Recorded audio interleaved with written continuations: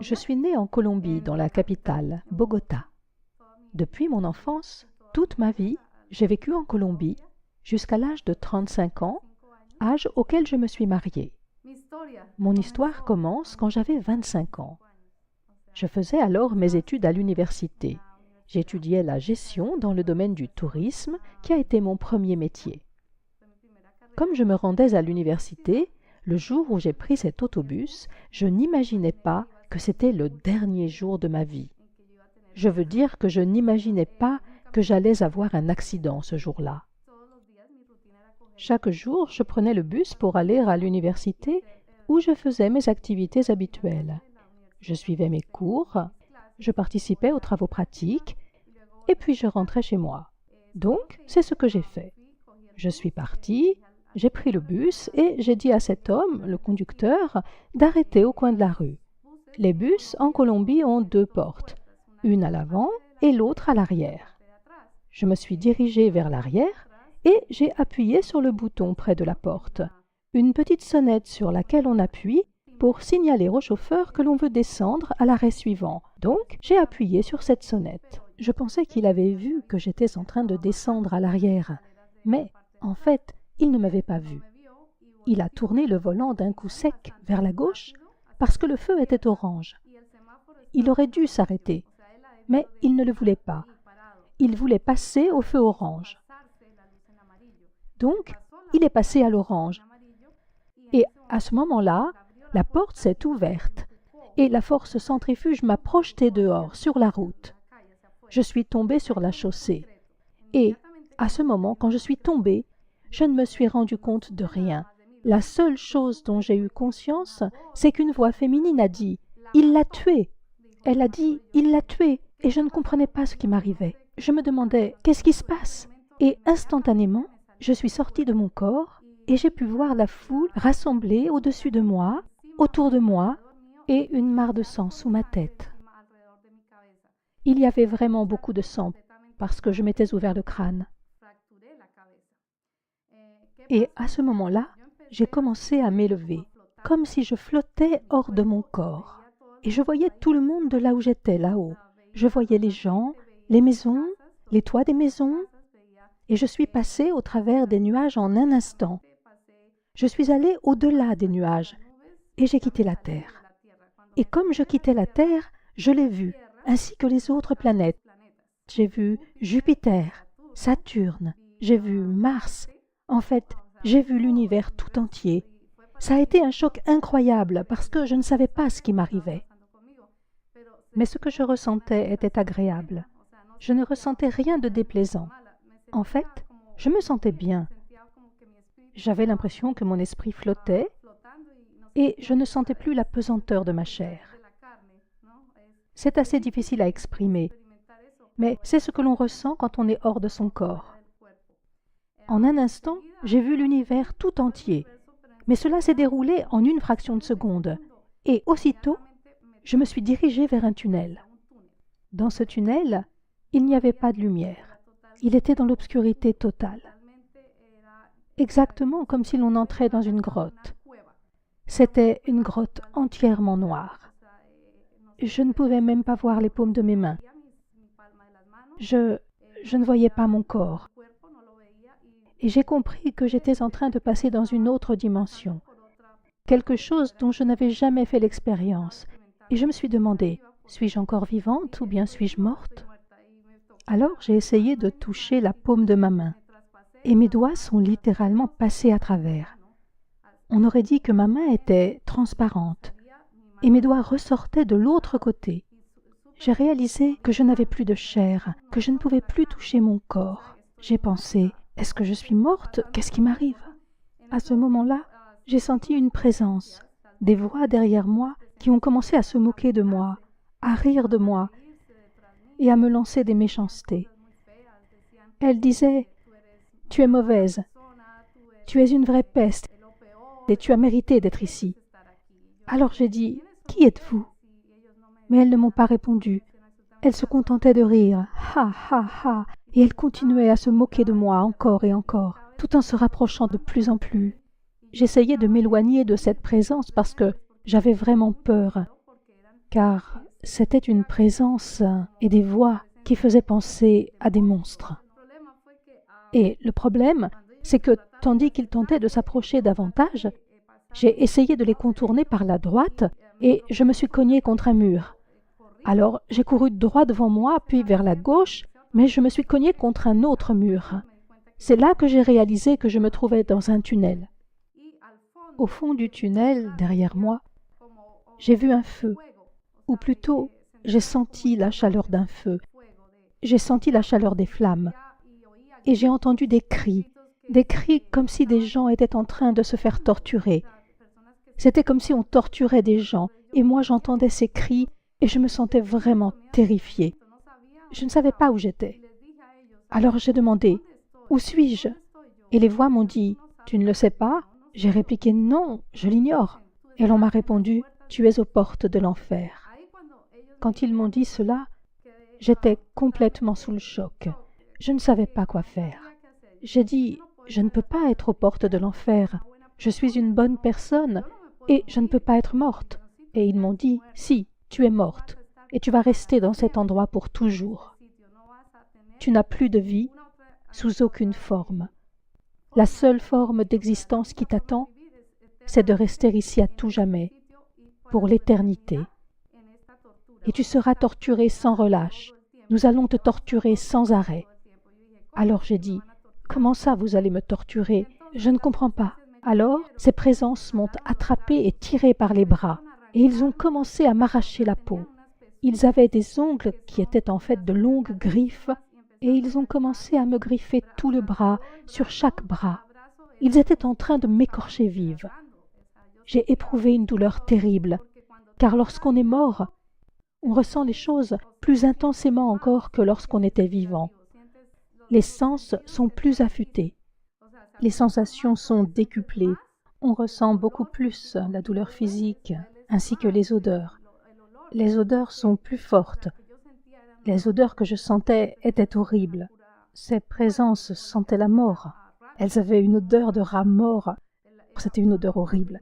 Et j'avais conscience de me trouver dans un endroit vraiment affreux, vraiment horrible. Et je leur disais, « Laissez-moi, je vous en prie, libérez-moi. » Mais ils ne voulaient pas me libérer.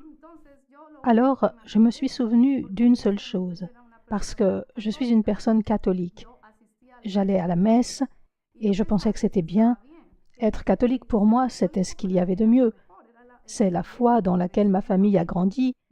Et moi, j'ai grandi dans une famille catholique. J'allais chaque jour à l'église et j'assistais à la messe le dimanche. Mais je n'étudiais pas la Bible. Je ne la lisais pas vraiment. Je me contentais d'écouter la messe et de lire la partie que le prêtre utilisait pour son sermon. Et c'était tout. Je n'allais pas au-delà, je n'étudiais pas la Bible de manière plus approfondie. Donc, on peut dire que j'étais une catholique qui allait à l'église et qui avait l'air d'être chrétienne. Je veux dire que je n'étais pas vraiment chrétienne. Je ne l'étais que par tradition. J'allais le dimanche à la messe, et voilà. Mais cela s'arrêtait là. Je ne faisais rien de plus. Et ma maison était remplie de statuettes. Il y avait partout des représentations de la Vierge Marie, de Sainte Thérèse, de Saint Martin, le patron des pauvres, de Saint Grégoire, etc. Ma mère, qui est morte malheureusement quand j'étais très jeune, ma mère souffrait d'une maladie et était tout le temps en train de prier les saints pour qu'ils guérissent la maladie qu'elle avait aux jambes. Elle avait de nombreuses statues de Saint Grégoire, qui était censé être un médecin ou quelque chose comme ça. C'est pourquoi on idolâtrait ces saints. On les idolâtrait vraiment. Et bien sûr, le plus important de tous était la Vierge Marie. J'ai grandi dans l'adoration de la Vierge Marie. Je croyais que la Vierge Marie était vraiment spéciale. Et tandis que j'étais en enfer, que je me trouvais là-bas, dans le tunnel, ces présences maléfiques m'ont dit « Tu n'as pas respecté les commandements de ton Dieu. C'est la raison pour laquelle tu es ici, parce que tu n'as pas respecté les commandements divins. » Alors j'ai dit « Mais quel commandement? Je ne sais pas quel commandement j'ai transgressé.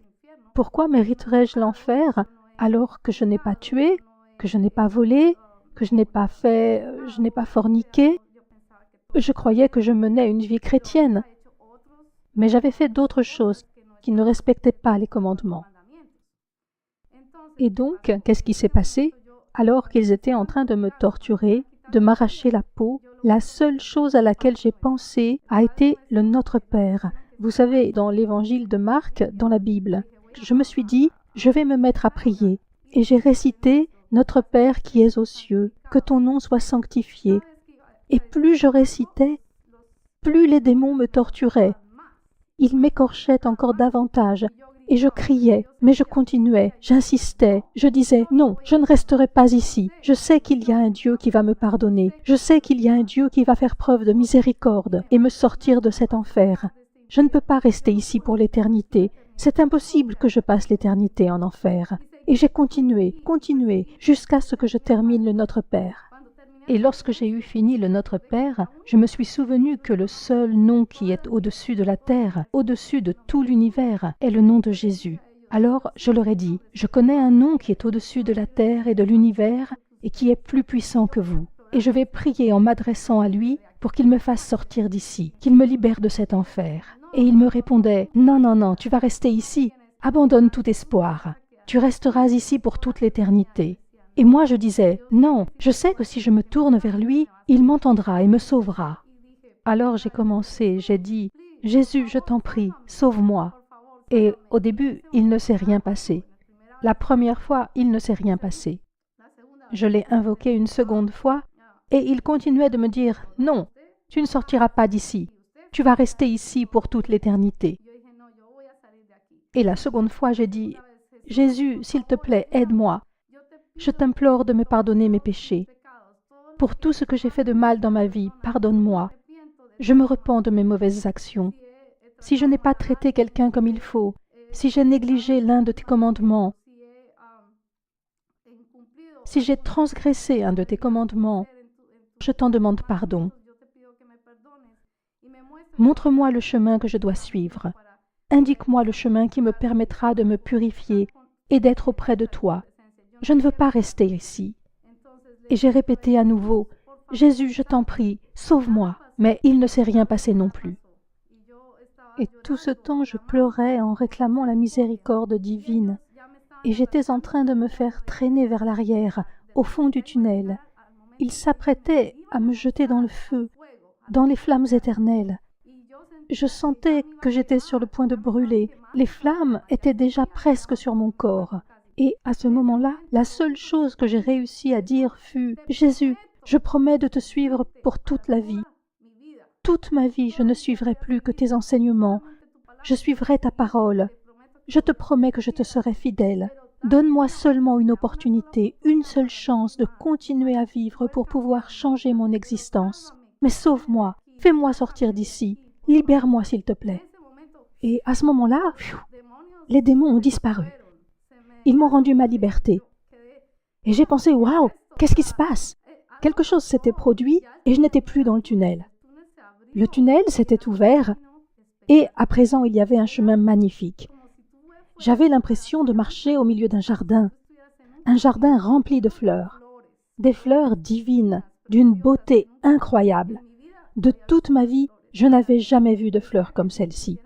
C'était comme si elles bougeaient, comme si elles étaient en train de danser et en même temps de chanter « Hosanna, Hosanna !» Du plus haut des cieux, béni soit le Seigneur, le roi des rois. Béni soit notre Seigneur Jésus-Christ. Que la gloire soit avec lui. Gloire à notre Seigneur Jésus-Christ. Et j'étais là, waouh! C'était simplement incroyable. Je sentais l'amour de Dieu pour les hommes, comme s'il était en train de me prendre dans ses bras et qu'il me disait « Je t'aime ». Je sentais sa présence si immense que j'ai eu comme un mouvement de recul. Et je me suis mise à pleurer, à pleurer, à pleurer. Je sentais que je ne méritais pas d'être là. J'avais l'impression que je méritais l'enfer. Pourquoi est-ce que je pensais cela? Parce que je n'étais pas pure. Mon cœur n'était pas assez pur, ni mes sentiments. J'avais fait beaucoup de choses sur terre, et Dieu m'a révélé que, parmi elles, j'avais commis de nombreuses mauvaises actions. Mais à ce moment-là, j'ai continué à marcher sur ce chemin tellement magnifique. Il débouchait sur une sorte de cascade. Et au bout du chemin, je voyais cette cascade. Une cascade d'eau pure, cristalline, qui coulait. Et je ressentais que cette eau était en train de me laver, comme si elle était en train de faire sortir tout ce qu'il y avait d'impur de ma vie antérieure, de ma vie passée. Je sentais toute cette eau me laver, me purifier, dans mon cœur, mon âme. Et alors, j'ai été envahie d'une sensation de paix, une paix telle que je n'en avais jamais éprouvée jusque-là dans ma vie. Jamais. Et jamais plus je ne ressentirai une paix telle que celle que j'ai ressentie tandis que j'étais en présence de Dieu. Et je sentais l'amour de Dieu envers moi. Et il m'a dit, « Ma fille, vous savez, à ce moment-là, Jésus est apparu devant moi. Et il m'a dit, « Arrête-toi un instant, attends. » Alors je me suis arrêtée et il m'a demandé, « Sais-tu où tu allais ?» Et j'ai répondu, « Oui, j'allais en enfer. » « Oui, tu allais être condamné à l'enfer. » Alors je lui ai demandé, « Mais pourquoi ?» Je pensais être une bonne personne, je veux dire, j'allais à l'église, je communiais, je me confessais, etc. Et il m'a dit, « Non, attends, je vais te montrer ta vie. » Et il a commencé à me montrer ma vie comme on regarde un film tel qu'on en voit quand on va au cinéma. Et il a commencé à m'expliquer, « À ce moment de ta vie, quand tu avais tel âge, tu as commis une mauvaise action parce que tu as menti à ton père. Tu as dit une chose, mais en as fait une autre. Et ce petit mensonge, ici, au ciel, est un mensonge très grand. C'est un grand péché. » Je n'avais jamais imaginé qu'en disant des mensonges ou en pensant du mal de quelqu'un, d'un ami ou d'une autre personne, cela serait considéré comme un péché une fois au ciel. Or, au ciel, c'est un grand péché. Et le pire, a-t-il ajouté, est que tu as idolâtré ma mère, la Vierge Marie. Alors j'ai répondu, « Oui, mais est-ce que c'est mal ?» Et il a répondu, « Oui, c'est très mal, car il ne faut idolâtrer personne, ni les saints, ni même ma mère. Car le seul que tu dois honorer et idolâtrer, c'est moi. Tu dois rendre gloire au Père, au Fils et au Saint-Esprit, puisque nous sommes trois en une seule personne. » Et il m'a dit, « Tu dois rendre gloire seulement à Dieu, pas à la Vierge, ni aux autres saints, ni à d'autres personnages. » Et j'ai répondu, « Oui, Père, tu as raison. » Et il a dit, « Un autre péché pour lequel tu as été condamné, et il s'agit du pire péché, pour lequel tu étais destiné à l'enfer, est que tu n'as pas su pardonner. » J'ai demandé, « Qui n'ai-je pas pardonné? Je ne vois pas qui je n'aurais pas pardonné. » Et il m'a dit, « Tu sais qui tu n'as pas pardonné. » J'ai dit, « Ma belle-mère ?» Et il a répondu, « Oui, ta belle-mère. » Alors je lui ai dit, « Mais elle a tué ma mère, car je sais qu'elle a tué ma mère. » J'ai dit, « Elle pratique la sorcellerie. Elle pique des aiguilles dans des poupées. Elle pratique le vaudou. » Et il m'a répondu, « Oui, c'est une sorcière. C'est une sorcière. » J'ai ajouté, « Elle a tué ma mère. J'ai trouvé une poupée avec une aiguille plantée dedans quand ma mère est morte. Et après, mon père l'a épousée. » Je savais que ma belle-mère avait échafaudé ce plan pour s'accaparer mon père. Alors j'éprouvais du ressentiment à son égard dans mon âme. J'éprouvais du ressentiment envers ma belle-mère. Et je sentais que... pardon. Que c'était de ce ressentiment dont il s'agissait. Et je ne pouvais pas oublier cela quand je pensais à elle, parce qu'elle avait tué ma mère. Et pour moi, il n'existait rien de pire. Je veux dire, cette femme avait tué ma mère pour pouvoir être avec mon père. C'était injuste. Et j'étais enfant unique à cette époque. Je n'avais ni frère ni sœur. La seule personne à laquelle je pouvais me confier, c'était ma mère. Elle était à la fois mon amie et ma mère. Et elle m'a pris ma mère. Je me suis retrouvée sans mère, je n'avais plus que mon père. Comme je n'avais ni frère ni sœur, je me sentais très seule. Durant toute mon adolescence, ça a été une période vraiment triste parce qu'il n'y avait personne à qui je puisse confier mes secrets, personne avec qui partager les choses importantes. Ma mère n'était plus là. Elle est morte quand j'avais 15 ans.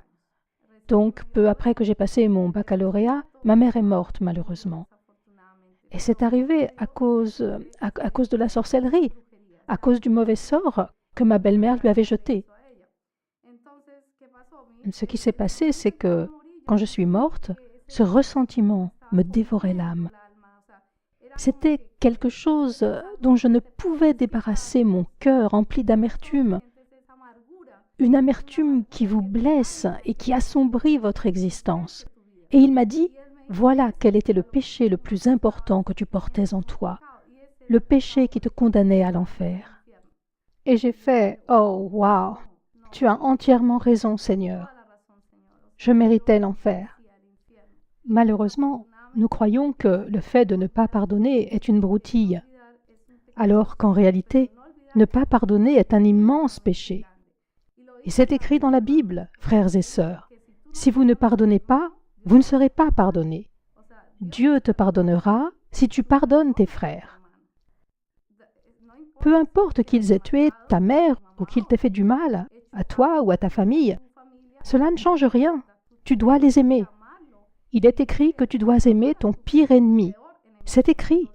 Et c'est ce que Dieu m'a dit. Il faut que tu aimes cette femme. Il faut que tu l'aimes et que tu la pardonnes. Si tu ne la pardonnes pas immédiatement, je te renvoie en enfer. Alors j'ai dit, non, non, non, Seigneur, je te promets que je la pardonne. Je ne veux pas retourner en enfer. Alors il m'a répondu, d'accord, mais il faut vraiment que tu la pardonnes du fond du cœur. Ce n'est qu'ainsi que tu pourras rester ici ou bien retourner sur terre, car je vais te laisser le choix. Fais ton choix, tu peux rester ici ou retourner sur terre. Et j'ai pensé, oh, je ne sais pas quoi faire. J'aimerais bien rester parce qu'être au ciel est une véritable grâce. C'est quelque chose d'incroyable. On ressent un amour qui dépasse ce que l'on peut imaginer. On est dans un état d'amour et de paix, de sérénité divine. On n'a plus aucune préoccupation, plus aucune inquiétude qui gâche l'existence. On ressent un bonheur absolu, une joie divine. Alors j'ai dit à Dieu, j'aimerais beaucoup rester ici, mais je dois retourner sur terre pour m'occuper de mon père. Il m'a montré mon père dans une vision. Et j'ai vu que mon père souffrait et qu'il pleurait ma perte parce qu'il pensait m'avoir perdu. Et il en souffrait. Alors j'ai dit à Dieu, non, je voudrais retourner sur terre parce que je veux prendre soin de mon père. Je suis sa seule fille et je crois qu'il faut que j'y retourne. C'était mon objectif, rentrer afin de m'occuper de mon père. Et Dieu m'a dit, c'est une bonne raison d'y retourner. Mais donne-moi une autre. Pour quelle autre raison veux-tu y retourner? J'ai dit, parce que je voudrais fonder une famille. Et il m'a dit, bien, c'est une bonne raison, une famille. Et j'ai dit, oui, avoir des enfants. Et il m'a dit, ok, très bien, ça fait une deuxième très bonne raison. Tu auras une famille, un mari, mais ce sera de nombreuses années après ton retour sur Terre que tu auras cette possibilité. Et j'ignorais pourquoi. J'ai demandé, pourquoi me faudra-t-il attendre si longtemps pour avoir une famille? Et il m'a répondu, parce que d'abord, tu dois apprendre à lire ma parole, à la comprendre, à l'étudier et à en suivre les enseignements. Il te faudra d'abord renaître. Alors j'ai dit, Seigneur, comment puis-je renaître? Comment faire? Je suis catholique, je ne sais pas comment renaître. Je suis né, j'ai été baptisé, que faire de plus? Et il m'a dit, non, tu dois renaître et être à nouveau baptisé, mais cette fois pour mener une vie chrétienne, pour vivre dans le Christ avec moi, car je serai à tes côtés. Alors j'ai fait, oh, je comprends à présent, mais je ne comprends pas très bien comment je dois m'y prendre pour faire cela, seul sur terre. Qui va m'aider? Qui? Et il m'a répondu, ne t'inquiète pas, ma fille, je t'aiderai, je te guiderai, je serai près de toi, à tes côtés. Je serai tout le temps près de toi, je t'accompagnerai, je ne t'abandonnerai pas, je resterai tout le temps près de toi. Alors j'ai dit, d'accord Seigneur, très bien, mais pourquoi dois-je attendre avant d'avoir un mari? Et il m'a dit, tant que tu n'auras pas effectué un revirement complet de ta vie, à 360 degrés, je ne te donnerai pas de mari. Tu dois changer complètement la façon dont tu vis, la façon dont tu agis, dont tu vois les choses. Parce que dans ma vie de catholique, je sortais en boîte, je dansais, je buvais. Je n'étais pas alcoolique, mais je buvais une petite bière, du vin. Ce genre de choses qui ne sont pas graves quand on est catholique. Pour une catholique, se rendre à une fête n'est pas quelque chose de mal. Avoir un petit ami non plus. Mais en tant que chrétienne, c'est différent. Une personne chrétienne doit être très droite dans la vie. Elle doit être pure, aussi pure que Dieu, parce que Dieu nous demande d'aller vers la sainteté, de nous comporter comme des saints. Et je n'avais pas compris cela. Je ne l'avais vraiment pas compris. Personne ne m'avait enseigné comment suivre la parole de Dieu. Personne ne m'avait expliqué ce que ça signifiait. Et il m'a dit, « Ne t'inquiète pas. Je vais te guider vers l'église où tu pourras apprendre ma parole. » Alors j'ai dit, « D'accord. » Il a ajouté, « Et il y a autre chose qu'il te faut savoir. C'est que si tu étais admise aujourd'hui au ciel, ce serait de justesse. » Alors je lui ai dit, « Mais pourquoi ? » « Parce que tu n'as pas gagné une seule âme pour moi. » J'ai dit, « Que veux-tu dire par gagner une âme pour toi ?» Il a répondu, « Quand tu gagnes une âme, tu gagnes une couronne. » Alors j'ai dit à Jésus, « Je ne comprends pas ce que sont les couronnes. » Les couronnes sont ce que tu gagnes ici, au ciel, quand tu partages ma parole et évangélises une personne qui ne me connaissait pas, qui n'avait jamais entendu parler de moi, une personne qui ne connaît pas le nom de Jésus-Christ. Et quand tu parles de moi à cette personne, que tu lui racontes ce qui m'est arrivé, que je me suis sacrifié pour vous et que j'ai payé le prix de vos péchés sur la croix, quand tu montres à cette personne qu'elle doit changer de vie, qu'elle doit me consacrer sa vie, quand tu la gagnes pour moi, cela fait une couronne ici, au ciel. Et j'ai fait « Waouh, c'est une tâche importante !» Et il a dit « Oui, c'est un vrai travail et il s'agit de ton ministère. Tu dois apprendre à faire de nouveaux disciples et commencer à le faire.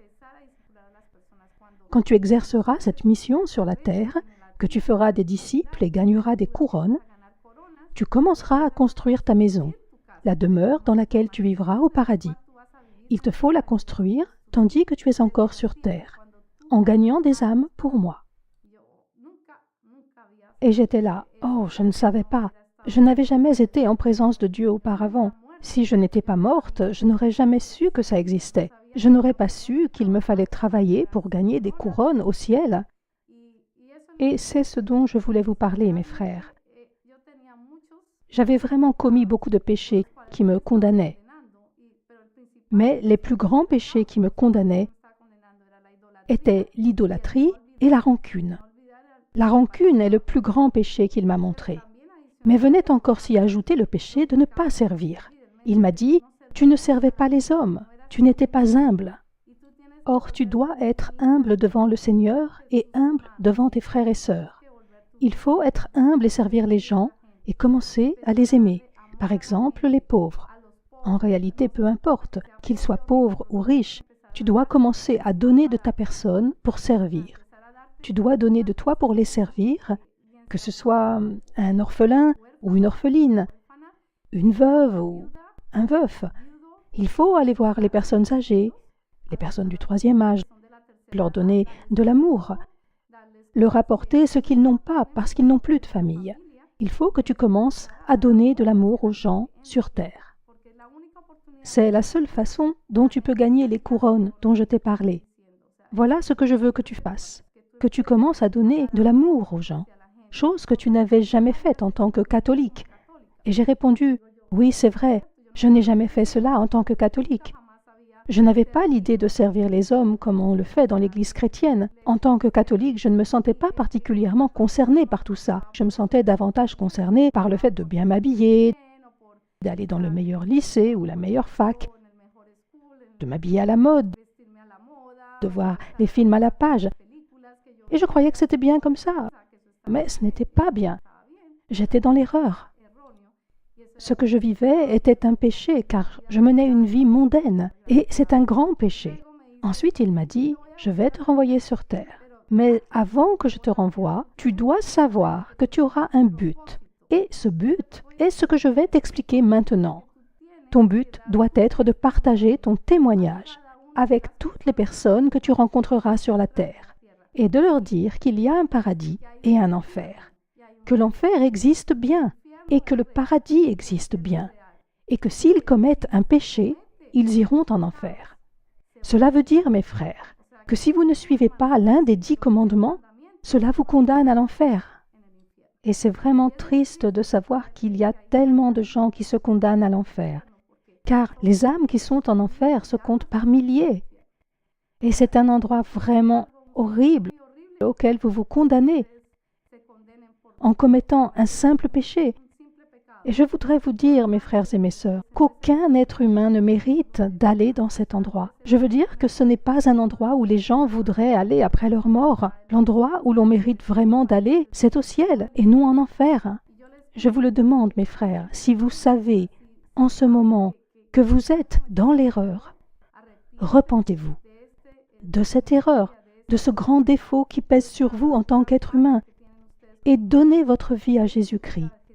Et commencez à vivre en suivant le modèle de Jésus. Sanctifiez-vous, sanctifiez votre vie, et donnez le meilleur de vous-même aux gens. Efforcez-vous de mener une vie droite et non une vie de péché, parce que vivre dans le péché vous mènera en enfer. Et avant que je rentre, Dieu m'a dit, « Je vais te renvoyer sur terre, mais à ton retour, tu ne garderas pas beaucoup de souvenirs de tout ceci. Certaines parties manqueront, parce que je vais les effacer de ta mémoire. Parce que si tu gardes le souvenir de ces monstres, de ces démons, tu ne pourras pas vivre ta vie. Tu feras des cauchemars toutes les nuits. C'est pourquoi je vais effacer de ton esprit cette partie, afin que tu puisses continuer à vivre. Mais je vais te laisser certains souvenirs et, un jour, le souvenir de tout ce qui s'est passé te reviendra, dans un rêve. Cela se produira à un moment de ta vie où tu auras mis ton cœur à mon service, que tu auras été véritablement baptisé, que tu auras pris la décision de me suivre à 100%. Ce jour-là, je t'enverrai ce rêve afin que tu te souviennes de ce qui s'est passé et que tu puisses témoigner auprès des hommes. Et ce qui s'est passé, mes frères, c'est que je suis revenu sur terre. Et devinez où je me trouvais? Je me trouvais à la morgue. Et j'étais couverte d'un drap. Et une employée de la morgue prenait des notes à propos des circonstances dans lesquelles j'étais morte. Et là, je me suis réveillée. Et cette personne, au moment où j'ai soulevé le drap, s'est mise à crier « Oh, qu'est-ce qui s'est passé ?»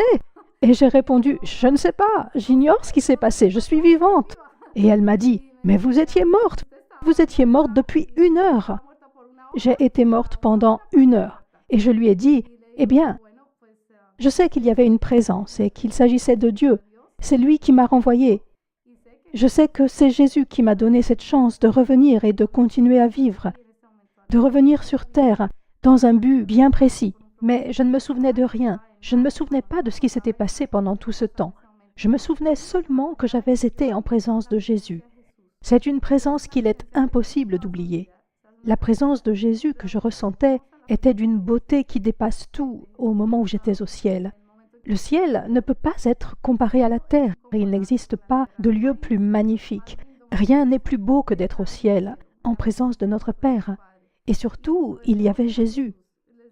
Je ne pouvais voir son visage car il était pure lumière. Une pure lumière qui émanait de ses yeux. Je voyais sa toge blanche très belle et l'écharpe qu'il portait ici et qui était de couleur violette, et ses sandales qui étaient dorées, et ses pieds magnifiques qui portaient les marques de la crucifixion qu'il avait sur les mains et sur les pieds. Et c'est incroyable, mais le simple fait de sentir la présence de notre Seigneur Jésus-Christ est une expérience d'une beauté incroyable. Jamais je ne pourrais continuer à vivre comme je le faisais avant d'être en présence de Jésus. Être chrétien est un engagement vis-à-vis des 10 commandements, vis-à-vis de soi-même en tant que personne, afin d'améliorer sa vie pour lui donner davantage de sens. Donner le meilleur de toi aux hommes et en même temps, donner aux hommes le meilleur de Dieu. Parce que Dieu est en toi, Jésus est en toi. Et à travers Jésus, on peut tout accomplir. Quand je suis revenue sur terre, il m'a fallu 3 mois pour récupérer. Parce qu'à ce moment-là, ma tête était de la taille de 3 ballons de basket. 3 ballons de basket! Ma tête était énorme et elle était complètement brisée. Et les docteurs m'ont dit qu'ils m'avaient fait des radios, un électrocardiogramme, un électroencéphalogramme. Et ils m'ont dit « On ne sait pas comment vous arrivez à parler, à coordonner vos gestes. » Parce que d'autres personnes dans le même cas que vous sont restées dans un état végétatif. Je n'aurais pas pu parler, je n'aurais pas pu marcher ou faire quoi que ce soit. s'il n'y avait pas eu la présence de Dieu et son amour infini envers nous, et qu'il ne m'avait pas renvoyé sur terre saine et sauve, sans comment dit-on, sans aucune séquelle, sans aucune lésion cérébrale. Il est vrai que j'avais perdu beaucoup de sang, mais je n'avais pas de séquelles, pas d'autres fractures. Tout fonctionnait normalement. J'avais juste la tête très enflée. Mais les médecins ne pouvaient pas s'expliquer comment il était possible que je sois encore en vie. C'était vraiment un miracle. Et je considère ma présence ici comme un miracle, car Dieu m'a renvoyée saine et sauve sur terre. Je suis revenue pour avoir une seconde vie, car ma vie a complètement changé.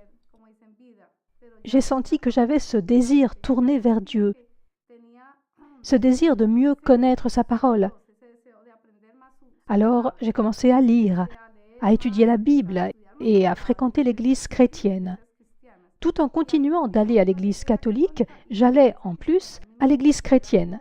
C'était comme si je n'étais pas encore convaincue qu'il me fallait changer d'environnement religieux. Mais je sentais cet appel, je sentais que Dieu m'appelait. Mais ce n'était pas encore très clair jusqu'à ce que, des années plus tard, je rencontre une amie à l'université. J'avais changé de profession et je suivais alors une formation en gestion d'entreprise. Et durant cette formation à l'université, j'ai rencontré une personne qui était chrétienne et qui est devenue mon amie. Et un jour, elle m'a invitée à une conférence, une réunion chrétienne qui s'appelle le Renouveau chrétien.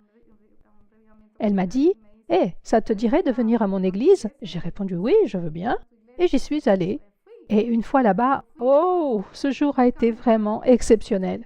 Ce jour-là, j'ai reçu le Saint-Esprit. Je suis tombée à terre et j'ai commencé à pleurer, pleurer, pleurer. Je ne pouvais plus m'arrêter de pleurer. C'était la présence du Saint-Esprit tout autour de moi qui m'enveloppait. Et je me disais, « Ouah, mais pourquoi est-ce que je pleure comme ça ?» Et elle m'a dit, « C'est le Saint-Esprit. » Alors je lui ai dit, « Oh, je voudrais me faire baptiser. Je voudrais être baptisée. » Et elle m'a dit, « Oui, tu peux être baptisée, mais tu dois d'abord suivre un cours. » Alors j'ai dit, « Ok, je vais suivre ce cours. » Et j'ai commencé à le suivre afin d'être baptisée. Je me souviens que le cours a duré environ 15 jours et à la fin, j'ai confirmé ma décision de me faire baptiser. Et au moment du baptême, ce qui s'est passé, c'est que la nuit d'avant, j'ai senti une présence qui était en train de m'étouffer. Il était aux alentours d'1 heure du matin et il faisait très noir dans ma chambre, dans ma maison, en Colombie. Et j'ai senti que quelqu'un était en train d'essayer de m'étouffer. Et à ce moment-là, la seule chose que j'ai pu dire, c'est « Jésus, Jésus, au nom de Jésus, vous, présence, démon ou quoi que vous soyez qui venez de l'enfer, partez immédiatement, laissez-moi. Vous ne pouvez pas me faire de mal, vous n'avez pas le pouvoir de me tuer, car je ressens davantage la présence de Dieu, notre Seigneur, en moi que votre présence. Partez maintenant, au nom de Jésus. » Et je l'ai dit comme ça, avec beaucoup d'assurance. « Va-t'en, démon, va-t'en !» Et aussitôt, il m'a lâché. Je ne l'ai pas vu, mais je l'ai senti. J'ai senti que c'était un démon qui essayait de m'étouffer, qui essayait de me tuer. Durant tout ce temps, ma chambre était dans le noir complet, parce qu'il faisait nuit. Il était 1 heure du matin. Et tout à coup, pfiou, il y a eu une lumière blanche qui a éclairé ma chambre. Une lumière blanche très intense, brillante. Et j'ai senti une odeur de jasmin, une odeur de fleurs. Et j'ai pensé, « Wow, cette odeur, c'est comme au ciel !» Je ressentais un peu la même chose que lorsque j'étais au ciel. Et cette impression était si forte que j'ai fermé les yeux. Je savais à ce moment-là que Jésus était devant moi. Et je ne voulais pas le regarder car j'étais bouleversée d'émotion en comprenant qu'il était venu me sauver pour la seconde fois. Il m'a sauvé la vie 2 fois. Et quand j'ai rouvert les yeux, il était parti. Mais je savais qu'un instant plus tôt, Jésus était devant moi et qu'il m'avait sauvé pour la seconde fois du démon qui voulait me tuer.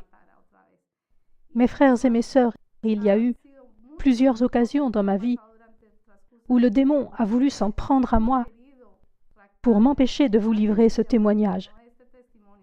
Aujourd'hui est un jour très important pour moi, car j'apporte mon témoignage devant les communautés latino, anglaises et européennes.